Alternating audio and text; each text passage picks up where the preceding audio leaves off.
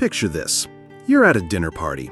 Everyone's laughing, smiling, nodding along to the same old jokes, the same recycled opinions. You know the type. It's the kind of room where the safest thing to do is just agree.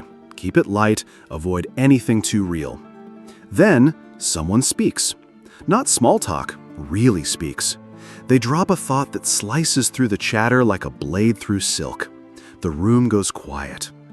Not that pleasant, thoughtful silence. No, this is the uncomfortable kind.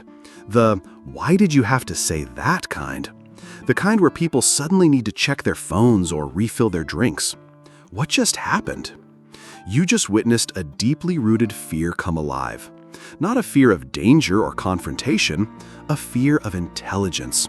The fear of someone who sees too much, says too much, and doesn't play by the unspoken rules of polite social nonsense. And here's the thing, this isn't new. It's not because of social media, cancel culture, or today's political mess. No. This fear of deep thinkers, it's ancient. It runs deep in our social wiring. Arthur Schopenhauer, the blunt and brilliant German philosopher who never sugarcoated anything, saw this coming nearly 200 years ago. He watched how society treated thinkers, not with awe, but with suspicion. And everything he wrote back then, it hits even harder now. Because intelligence, real, uncomfortable, truth-digging intelligence, isn't just misunderstood, it's rejected. Let's just say what most people won't. Intelligent people don't scare others because they're too smart. They scare others because they hold up a mirror that reflects everything we'd rather not see in ourselves. Think about it. When was the last time someone said, "You know what I love about Sarah? She always calls me out when I'm being fake." Exactly. That never happens. We like people who validate us, not people who challenge us. We crave comfort, not correction. And Schopenhauer understood this way before any of us did. He wrote about something he called the world of appearances, a kind of socially accepted illusion, a place where people live behind masks, avoiding uncomfortable truths. And for most of us, that illusion works just fine. It's comfortable, predictable, easy. But the intelligent mind, it sees through all of it. It sees the cracks in the surface. It asks, why are we pretending this makes sense? These people are what I call bubble poppers. They're the ones who notice when the emperor has no clothes, the ones who point out that the foundation we're all standing on is cracked. They're not trying to ruin the mood, it's just how their minds work. They can't pretend everything's fine when it clearly isn't. And that makes people uncomfortable. Let me give you another example. Imagine watching a movie with your friends. It's a feel-good story, all about chasing dreams and everything magically working out. Everyone's loving it. But you see the plot holes, the lazy writing, the way it skips over the hard stuff, like real pain, real consequences, real life. Do you say something? Do you point out the flaws? Probably not, because deep down, you know it'll ruin the vibe. You'll be that person. That's what it's like to be an intelligent observer in today's world. Not a know-it-all, not a party pooper, just someone who notices the disconnect between what we want to believe and what's actually true. Schopenhauer had a name for this too. He called it the burden of consciousness. Because when you really start to see clearly, when you become more aware than the average person, something strange happens. You start to feel alone, like you're speaking a different language. It's like being the only sober person at a party full of people trying to forget. Everything seems a little absurd, and nothing makes sense the way it used to. And this awareness is exactly what society is afraid of. Not because it's dangerous, but because it's disruptive. Because if those intelligent people are right, if there really are these cracks in our story, these lies we tell ourselves to sleep at night, then what does that say about the rest of us? What does that say about the lives we've built around those lies? That's why society doesn't just ignore deep thinkers, it pushes them out, labels them as difficult, arrogant, negative, or worse. Not because of what they say, but because of what they reveal. And it goes deeper than discomfort. It goes into the very structure of how our world works. We function on agreements. We agree that these printed pieces of paper have value, so we call it money. We agree that these invisible lines on a map matter, so we call them borders. We agree that certain behaviors are acceptable, so we call them normal. But what happens when someone says, "Hold on, why are we doing this? Who decided this was the way?" Suddenly, everything starts to feel unstable. Like maybe, just maybe, we've been pretending for a very long time. Schopenhauer saw this too. He realized most people don't want truth. They want reassurance. They don't want transformation. They want validation. So when someone walks into the room who questions all of it, who won't go along with the script, it threatens that fragile balance. And the reaction? It's not rational. It's primal. Fight or flight.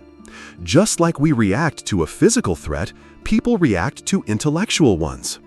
They either attack the intelligent person with criticism, sarcasm, dismissal, or they just avoid them altogether.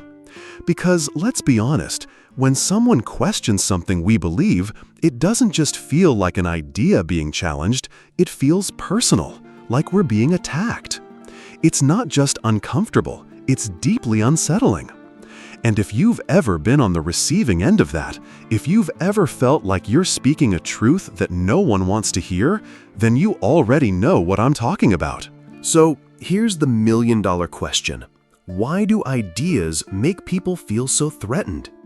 After all, a thought isn't a weapon, a belief isn't a punch.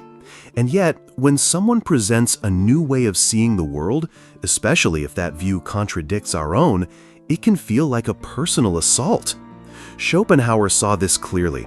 He understood that when you challenge someone's worldview, you're not just poking holes in a theory.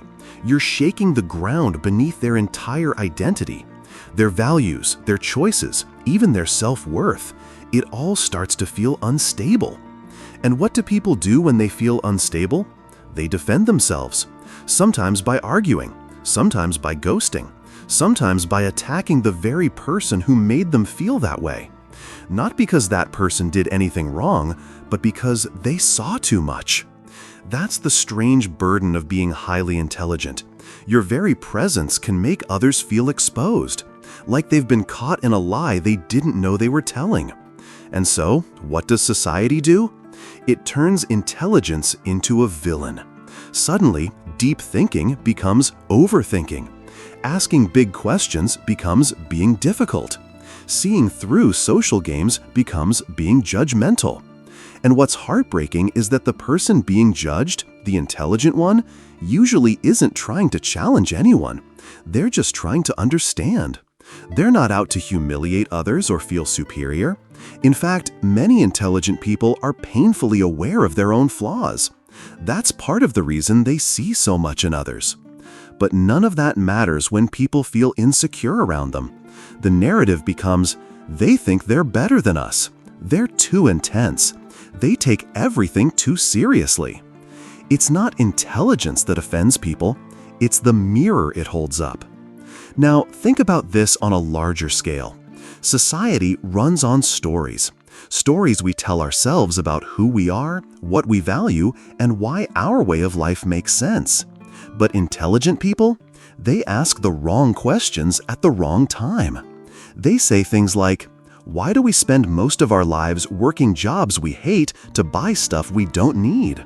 Why is it normal to feel anxious, disconnected, and overwhelmed, and no one seems to question it? Why do we celebrate success that's built on burnout and emptiness? These aren't just philosophical musings. These are bombs tossed into the living room of the status quo. And no one likes having their furniture rearranged, especially not by someone they don't understand. That's why Schopenhauer was so often dismissed in his time. His ideas were too raw, too unfiltered. He said things no one wanted to hear. Like, most of what we call love is really just biological instinct. Like, our choices aren't as free as we think. They're driven by deep unconscious motives. Like, most people live in what he called the delusion of the self, chasing illusions of happiness while avoiding the uncomfortable truths that might set them free. He wrote all of this in his masterwork, The World as Will and Representation, and almost no one read it when it came out. Why?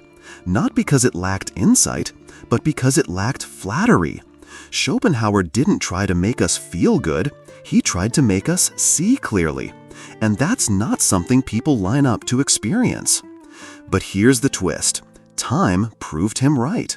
His ideas influenced giants like Freud, Nietzsche, and Jung. His view of the unconscious mind became a foundation for modern psychology. And the very truths that made him an outsider in his own time, they're now seen as prophetic. So, what does that tell us? It tells us that society doesn't fear intelligence because it's wrong, but because it's too right, too soon. It disrupts the comfort of not knowing. It demands we wake up before we're ready. And in the meantime, we punish the truth-tellers. That's the pattern. It's always been the pattern. We call them arrogant, elitist, out of touch. We say they're too serious, too critical, too different. But we're not really judging their character, we're reacting to our own discomfort. Because deep down, we know they see something we don't want to see. They see behind the curtain. They ask questions we're afraid to answer. And that's terrifying. Because if they're right, if the stories we live by are flawed, then everything we've built on those stories starts to crack. Our careers, our relationships, our goals, our values. Suddenly, the script we've been following feels hollow. And no one wants to feel like they've been fooled, especially not by themselves. So we silence the messengers. But here's the thing. Intelligent people don't need the approval of the crowd to keep thinking. They don't stop asking questions just because it makes others uncomfortable. And they don't stop seeing just because no one else wants to look. What they do, often without meaning to, is hold society to a higher standard. They challenge the laziness of mainstream thought. They resist the seduction of easy answers. They refuse to participate in collective self-deception. And for that, they are often left standing alone. Not because they want to be alone, but because that's the cost of seeing clearly in a world built on illusions. It's a lonely place to be, but it's also a place of integrity. Because to think deeply, to ask boldly, to live honestly, even when it's inconvenient, that takes real courage. And if you've ever felt that tension, that quiet isolation that comes from seeing more than others want to see, you're not broken, you're not arrogant, you're just awake. Let's talk about the loneliness that comes with awareness, because it's real, and it cuts deeper than most people understand. When you start noticing things others ignore, when you ask questions that no one else is asking, when you care about truth more than comfort, you begin to drift from the crowd. Not because you want to, not because you think you're better than anyone, but because the conversations you want to have, they're not the ones happening around you. It's like speaking a language no one else speaks. You can still smile and nod and say all the right words, but the real conversation, the one in your head, in your heart, never makes it to the surface. And so, you perform. You shrink parts of yourself. You keep your insights in your back pocket. You water things down so they don't hit too hard. You laugh at jokes you don't find funny. You act impressed when you're really concerned. You stay quiet when something in you wants to scream. All to keep the peace. All to avoid being the person who ruins the vibe. But here's the cost of that peace. You begin to feel invisible, like you're playing a character in a play you didn't audition for. And it's exhausting. Schopenhauer understood this feeling better than most. He once wrote that the more a man knows, the more he suffers. Not because knowledge is painful in itself, but because it isolates you from the noise, the distractions, the illusions that keep others feeling okay. And when you're the only one not okay, when you're the only one asking, is this really what life is supposed to be?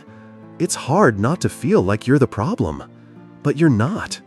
You're just sensitive to the things most people numb themselves to. You're just awake in a world that prefers sleep. And yes, that comes with a cost, but it also comes with something beautiful: depth. Depth of thought, depth of feeling, depth of meaning. Because when you no longer buy into the shallow story, you get to start writing your own. And that's where something powerful starts to happen. You begin to live with intention. You begin to define success on your own terms. You start to care less about fitting in and more about aligning with your values, your curiosity, your truth. But even then, society doesn't make it easy. Because when you step off the beaten path, people start to talk. They say you're antisocial. They say you're too intense. They say you're hard to relate to. They might even call you arrogant. And what they're really saying is this: you make me uncomfortable. Please stop. But that discomfort, it's not your fault. It's the growing pains of a system being questioned. It's the anxiety that surfaces when someone refuses to follow the script. Because intelligent people, whether they intend to or not, expose the performance. They see past the filters and small talk. They notice the little lies we tell to keep things simple. They spot the patterns that others overlook, not because they're trying to be critical, but because their minds are wired that way. They connect dots. They observe carefully. They feel deeply. And in a society obsessed with speed, noise, and distraction, that kind of awareness is rare and unsettling. Most people don't want to be seen that clearly. They don't want someone around who can read between the lines. They don't want someone who sees the truth behind the mask. Because we all wear masks. To protect ourselves, to manage impressions, to survive. And when someone sees through that mask, it makes us feel exposed, vulnerable, naked. So we distance ourselves. We say, they're just overthinking it. We say, they're too serious. We say, they make everything complicated. And in doing so, we protect the story we've been living, the illusion that keeps us feeling safe. But here's what Schopenhauer believed, and what I believe too. Being truly seen, being deeply understood, is one of the most powerful human experiences. And intelligent people, they offer that possibility. Not because they've figured everything out, not because they have all the answers, but because they care enough to look closer. They care enough to listen deeply. They care enough to ask questions others are too afraid to ask. And yes, that care is often misunderstood. It's mistaken for criticism. It's labeled as negativity. It's dismissed as too much. But in reality, it's a kind of love, a love for truth, for clarity, for depth. And the tragedy is that this love often goes unreturned. Because instead of appreciating the insight, society punishes the insight. Instead of valuing the clarity, it silences it. And so, intelligent people retreat. They go quiet. They become selective with their words, cautious with their honesty. They stop trying to connect, not because they don't want to, but because connection without understanding isn't connection at all. It's performance, it's translation, it's pretending. And eventually, that pretending becomes unbearable. So they choose solitude, not out of bitterness, but out of necessity. Because when every room feels like a masquerade, sometimes the only honest place left is alone. Let's zoom out for a moment. Look at the world we live in, especially the digital one.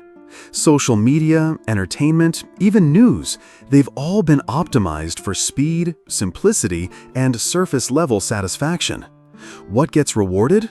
Not depth, not nuance, not wisdom, but noise, volume, virality.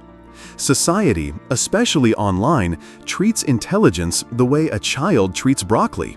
Necessary, maybe, but rarely chosen when candy is available. So what happens when someone offers insight instead of entertainment? When someone brings questions instead of slogans? When someone refuses to dumb things down? They get pushed to the edges. They're seen as elitist, out of touch, not relatable. And that's the tragedy, because these are the very people who could help us grow. They aren't trying to be better than anyone. They're trying to lift the conversation, add a little clarity, offer a deeper lens. But society's not ready. And so, like Schopenhauer in his time, their ideas are either ignored or ridiculed, their warnings dismissed, their complexity seen as a flaw, not a strength. But let's be honest, intelligent people aren't perfect. Sometimes they do sound condescending. Sometimes they do get frustrated. Sometimes they withdraw too far. Why? Because constantly holding back what you really see and think and feel just to keep the peace is exhausting. Imagine every conversation being like walking through a minefield. You have to watch your tone, your words, your timing. You have to pretend you didn't notice the hypocrisy, or the logical fallacy, or the elephant in the room. And when you finally do say something honest, people act like you're the problem. So over time, intelligent people adapt. They self-censor, they simplify, they trade honesty for harmony. But that harmony comes at a price, the death of authenticity. And Schopenhauer saw this price being paid everywhere. He believed most people live lives of quiet desperation, not because they lack intelligence, but because they refuse to confront the difficult truths that intelligence reveals. They follow scripts they didn't write. They chase goals they didn't choose. They wear masks so long they forget what their real face looks like. And in the middle of that crowd, intelligent people become rebels, not with signs or slogans, but with questions. What if this isn't real happiness? What if this definition of success is empty? What if we've been asleep this whole time? These questions are dangerous, not because they're wrong, but because they might be right. And if they're right, then everything we've built on the old assumptions starts to wobble. That's why Schopenhauer wasn't celebrated in his lifetime. He told people what they didn't want to hear, that much of what we call meaning is just self-deception, that much of what we call love is biology, that much of what we call free will is illusion. He wasn't trying to depress anyone, he was trying to wake us up. Because once we see clearly, we can choose freely. That's the paradox. The truth may hurt, but it also heals. And that's the role of intelligent people, to bring that healing clarity into a world addicted to comforting lies. But doing that takes courage, because you will be misunderstood. You will be called names. You will be labeled as difficult or weird or negative. And if you're not careful, you'll start believing it. You'll start thinking, maybe I am too much. Maybe I do need to change. Maybe I should just stop thinking so hard. But let me tell you something Schopenhauer understood better than most. The world doesn't need less thought. It needs more honest thought. It doesn't need fewer questions. It needs better questions. And it doesn't need you to shrink. It needs you to stand your ground. Not in arrogance, not in superiority, but in quiet conviction. Because society may not like being challenged, but it desperately needs it. Just think about the progress we've made in science, in philosophy, in civil rights, in human understanding. Where did it come from? From people who saw what others refused to see, who asked questions no one wanted to answer, who chose truth over approval. People who stood alone long enough for others to catch up. That's the pattern. That's how change begins. And if you're someone who thinks deeply, who sees through things, who can't stop asking why even when it makes people uncomfortable, you're part of that pattern. You're not broken. You're not antisocial. You're not a threat. You're a signal that there's something beneath the surface that needs to be looked at. So don't apologize for your clarity. Don't shrink your questions. Don't water down your insights just to fit in. Because fitting in at the cost of your truth isn't belonging, it's betrayal. And the world already has enough betrayal. What it needs is more truth. more courage, more people willing to stand alone if that's what it takes to stay honest. And yes, it's hard. It's lonely. It can feel like you're walking against the wind while everyone else is being carried downstream. But Schopenhauer would say, that's exactly what makes you necessary. So now we arrive at the deeper truth, the part that doesn't get talked about nearly enough. Being intelligent, being aware, being someone who sees what others don't, it's not just a burden, it's a responsibility. Because the ability to see clearly comes with a quiet duty to help others see too. Not by shouting, not by shaming, not by standing on a soapbox, but by offering your insight with compassion, by translating your depth into something that can actually reach people, not just impress them, by remembering that clarity without kindness becomes coldness, and truth without empathy becomes another form of arrogance. Schopenhauer didn't always get that balance right. Many brilliant minds don't. Because when you've been rejected long enough, it's tempting to stop trying to connect, to retreat into superiority, to wear your loneliness like armor and say, they'll never understand me, and I don't care. But you do care, deeply. You care because your mind was built not just to think, but to understand, to feel, to connect. And that's the paradox of being an intelligent soul. You often feel most alone in a world that desperately needs your insight the most. So what do you do with that? You find your people. You find the other quiet thinkers, the deep feelers, the ones who don't flinch when things get real, the ones who don't mistake your intensity for aggression or your silence for judgment, the ones who welcome your questions, not because they have the answers, but because they're asking too. They exist, and they're probably looking for you just as much as you're looking for them. Because despite all the surface noise, all the performative shallowness, there's a quiet revolution happening beneath it all. More and more people are waking up. They're questioning the scripts. They're craving depth, not distraction. And they're realizing that a meaningful life isn't built on avoiding discomfort, it's built on walking through it. That's where people like you come in. You're not here to dominate the conversation, you're here to deepen it. You're not here to impress the world, you're here to understand it. You're not here to play a role that makes others comfortable, you're here to be real, even when it makes others uncomfortable. Because let's face it, growth is uncomfortable. Truth is uncomfortable. But they're also the only paths to something better, something true. And your intelligence?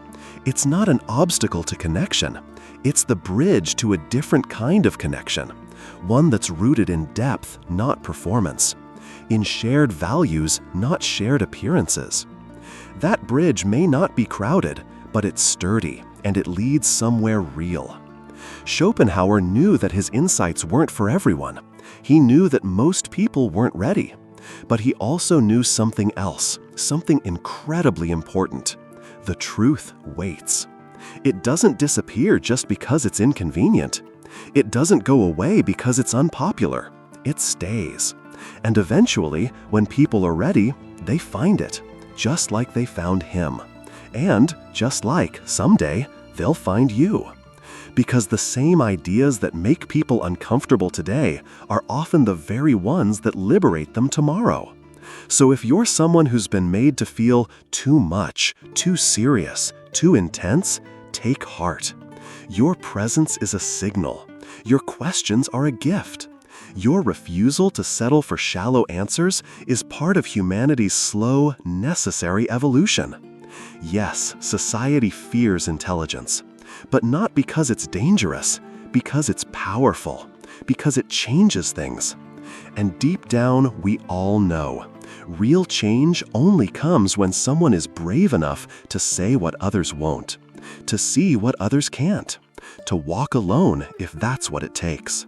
So keep walking, not with bitterness, not with arrogance, but with strength, with grace, with a quiet knowing that you were never meant to fit in. You were meant to illuminate. Because intelligence isn't the problem. Fear of intelligence is. And it's time we stop being afraid of thinking clearly about what really matters.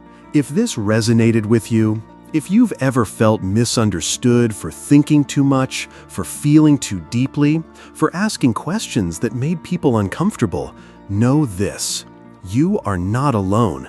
And more importantly, you are not wrong. You're just ahead of your time. And one day, the world will thank you for seeing clearly when others chose not to.